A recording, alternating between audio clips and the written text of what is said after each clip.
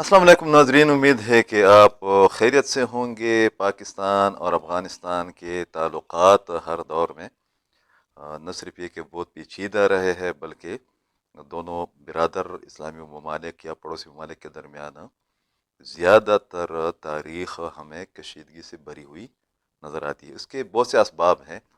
और आज वाले इस वाले सेशन में हमने उन चंद असबाब पर बात करनी है जिन असबाब को पाकिस्तान की पश्तून बेल्ट से ताल्लुक़ रखने वाली इंतहाई बासलाहियत, बाखबर रिसर्चर, तजियाकार, बुक राइटर और प्रोफेसर डॉक्टर फरहत साहबा ने अपने एक हालिया रिसर्च पेपर का हिस्सा बनाया है।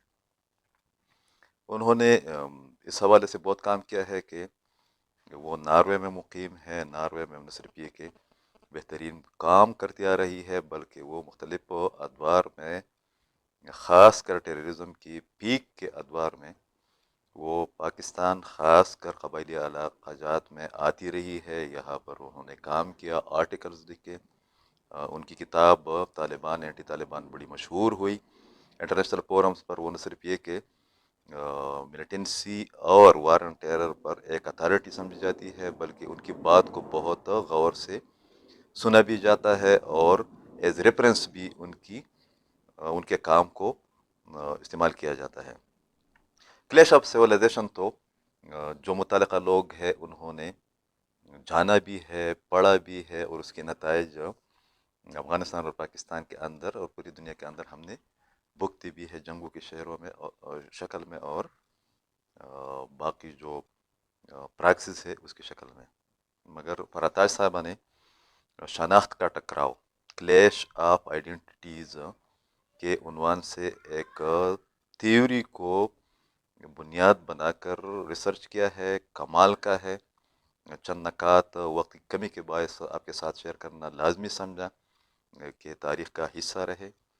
और आप लोगों को पता भी चले कि उन्होंने कौन से नकात उठाए हैं। अगर चंद जगहों पर मैंने ठीक तरीके से एक्सप्लेन नहीं किया, इसलिए कि मैं एक रिसर्चर नहीं हूँ, मैं एक आम सहाफ़ी हूँ, तो उसके लिए मैं फरहत साहिबा से पेशगी में माफ़ी भी मांगता हूँ। उन्होंने जो चंद नकात उठाए हैं उसमें जो दो पड़ोसी ममालिक है पाकिस्तान और अफ़गानिस्तान, इनके दरमियान जो इनकी बुनियादें हैं उस पर बहस की है कि पाकिस्तान एक इस्लामी रियासत के फ़लसफ़े या नज़रिए या बयानी की बुनियाद पर बना। उसकी अपनी डायनामिक्स थी, तमाम चीज़ें उस रिसर्च पेपर में मौजूद हैं। मगर जो सीनियर पार्टनर है तारीख़ के हवाले से अफ़गानिस्तान, वो जो उसकी बुनियाद है थ्योरेटिकली या प्रैक्टिकली, अपने नज़रियात के हवाले से, अपनी तारीख़ के हवाले से, वो लिसानी और नस्ली है। अगरचे पाकिस्तान के अंदर पश्तूनों की तादाद अफ़गानिस्तान की कुल आबादी से भी ज़्यादा है, मगर पाकिस्तान और अफ़गानिस्तान के कौम परस्त हल्के अफ़गानिस्तान को एक पश्तून स्टेट समझते हैं और उसका एक तारीख़ी पस मंज़र भी मौजूद है। और अत्ताज साहबा की जो रिसर्च है उसके मुताबिक ये जो दो मुतज़ाद नज़रियात हैं, इसने बहुत सी मुश्किलात और पेचीदगियाँ पैदा की, और उसी की वजह से दोनों ममालिक के ताल्लुकात वो दुरुस्त नहीं हो पा रहे। उन्होंने इससे पहले का एक जो टेनेवर गुजरा है, एक दौर गुजरा है 19वीं 18वीं 19वीं सदी में, जब सोवियत यूनियन या उससे पहले ज़ारी रूस और इंग्लैंड और उसके बाद अमेरिका और रशिया के दरमियान जो तसादुम होता रहा, जो प्रैक्सिस होती रही, उसके नतीजे में जो ड्यूरन लाइन का एक मुआहिदा हुआ था, जो कि मुतनाज़ा समझा जाता है अफ़गानिस्तान के अक्सर हलकों की जानिब से और फरहत साहिबा की मुताबिक, न सिर्फ ये कि अफ़गानिस्तान के बहुत से लोग या अक्सरियती लोग, इंटेलिजेंसिया, शायर, सियासतदान, बल्कि उनके बकौल जो अफ़गान तालिबान है उनकी टॉप लीडरशिप भी ड्यूरन लाइन को एक इंटरनेशनल सरहद तस्लीम नहीं करती, और बहस में जाने की बजाय ये हकीकत भी है। इसके मुकाबले में उनके बकौल जो बुनियादी इशू है اور جس کی بنیاد پر افغانستان کی حکومت نے، اس وقت کی حکومت نے تقسیم ہند یا پاکستان کی آزادی کے بعد اقوام متحدہ میں پاکستان کی رکنیت کی مخالفت بھی کی، وہ یہ ہے کہ پاکستان ڈیورن لائن کو انٹرنیشنل بارڈر سمجھتا ہے۔ ان کے بقول چند انٹرنیشنل اور ریجنل فورمز پر افغانستان نے جب اس ایشو کو متنازع بنانے کی کوشش میں اٹھانے کی کوشش کی تو ان کو زیادہ حوصلہ افزائی ان فورمز کی جانب سے نہیں ملی، مگر پاکستان کے اندر یہ ایشو بہرحال موجود رہا ہے اور اب بھی اس کے بہت سے ڈائنامکس ہیں۔ تیسری بات جو انہوں نے بتائی ہے، یا اس میں جو ایک خلاصے کے طور پر ڈیٹیلز میں خلاصے کے طور پر پیش کر رہا ہوں، مگر انہوں نے بہت ڈیٹیلز میں ان پر بات کی ہے ڈیٹا اور تاریخی ریفرنسز کے حوالے سے۔ وہ یہ ہے کہ وہ سمجھتی ہے کہ پاکستان نہ صرف یہ کہ آبادی کے لحاظ سے شہروں کی جو جغرافیائی ساخت ہے، آبادی کا جو ایشو ہے کہ پشتون کن کن علاقوں میں یا کن شہروں کو کیپچر کر چکے ہیں یا وہاں پر ان کا سٹیک ہے، وہ اس سے سمجھتی ہے کہ، اور درست بھی ہے، اس کے اپنے اسباب بھی ہے، ڈیٹا بھی اس طرح کا موجود ہے کہ پاکستان کے بہت سے شہروں میں نہ صرف یہ کہ افغانستان کے برعکس پشتون بہت ڈومینیٹنگ پوزیشن میں ہے، بلکہ وہ پشتونوں کو دوسرا بڑا ایتنک گروپ سمجھ کر یا قرار دے کر اسٹیک ہولڈر بھی سمجھتی ہے، جو کہ درست بھی ہے۔ آپ سب لوگوں کو اس کا پتہ بھی ہے، بہت سے لوگ یہ بات مانتے نہیں ہیں، مگر پاکستانی اسٹیبلشمنٹ ایون ملٹری کے اندر بھی، جس کی طرف ڈاکٹر صاحب نے اشارہ بھی کیا ہے، اس میں بھی شاید کہ آپ کو بہت حیرت ہوگی کہ پاکستان کی آبادی یا قومیتوں کی آبادی یا ایتنک گروپس کی آبادی کا جب تناسب نکالا جاتا ہے تو پشتونوں کی نمائندگی پاکستانی اسٹیبلشمنٹ میں، ملٹری اسٹیبلشمنٹ میں بھی بہت زیادہ ہے، تو انہوں نے ان کو اسٹیک ہولڈر قرار دے دیا ہے۔ ایک دلچسپ بات جو مجھے لگی ہے، اور میں اس سے اتفاق بھی کرتا ہوں کہ کس طریقے سے افغانستان کے طالبان نے، ان کی ٹاپ لیڈرشپ نے نہ صرف یہ کہ مزاحمت کی 20 سال تک امریکہ اور ان کے اتحادیوں کی، بلکہ دوحہ ایگریمنٹ کے درمیان جس طریقے سے انہوں نے اپنی بات منوائی، کس طریقے سے ایک سیاسی شکست ہوئی امریکہ کے حامیوں کو، یا جو ڈیموکریٹس تھے یا جو نیشنلسٹ تھے، بلکہ ان کو اپنے ملک میں جگہ بھی نہیں ملی، اور طالبان نے مدارس کے طلباء ہو کر بھی جو ایک عام بیانیہ ہے پاکستان کے اندر پشتون قوم پرستوں میں طالبان کے بارے میں، انہوں نے جس طریقے سے افغانستان میں دوبارہ اقتدار حاصل کیا، جس طریقے سے معاملات کو آگے بڑھا رہے ہیں، اب انٹرنیشنل کمیونٹی بھی نرم ہو رہی ہے، تو فرحت تاج صاحبہ نے ایک لفظ اس میں استعمال کیا ہے جو کہ میں سمجھا ہوں، پھر کہتا ہوں کہ اگر کہیں پر غلطی ہے تو میں معذرت چاہتا ہوں، مگر اس کا لباب یہ ہے، یا پنچ لائن یہ ہے کہ ان کے مطابق مدارس سے پڑھے ہوئے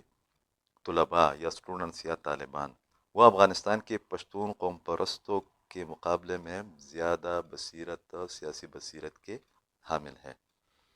مزید تبصرے کی اس پر ضرورت ہی نہیں ہے کہ گراؤنڈ ریالٹیز بھی یہی بتاتی ہے۔ انہوں نے چند تجاویز بھی پیش کی ہے کنکلوژن میں، اور میں اس پر اپنی ایک رائے کا اظہار کرنا ضروری سمجھتا ہوں کہ قوم ماضی کی تلخیاں اور کشیدگیاں لے کر آگے نہیں بڑھ سکتی، اور دوسری جنگ عظیم اس کا سب سے بڑا ثبوت ہے کہ کس طریقے سے امریکہ اور جاپان کے درمیان ایک نئے تعلقات کار کی بنیاد پر اس کے باوجود بہترین تعلقات قائم رہے، 70-80 سال بسرنے کے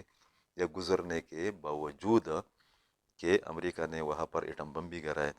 تھے، تو ہمیں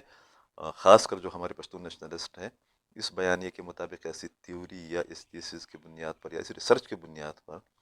ان کو یہ کہا جا سکتا ہے کہ وہ ماضی کی تلخیاں پالنے کی بجائے آگے بڑھنے کی کوشش کرے، جو زمینی حقائق ہے، گراؤنڈ ریالٹیز ہے، ان کو سمجھنے کی کوشش کرے، اس لیے کہ دنیا بہت بڑی ہے اور دنیا میں اور بھی بہت سے ایسے ممالک ہیں جہاں پر اس قسم کی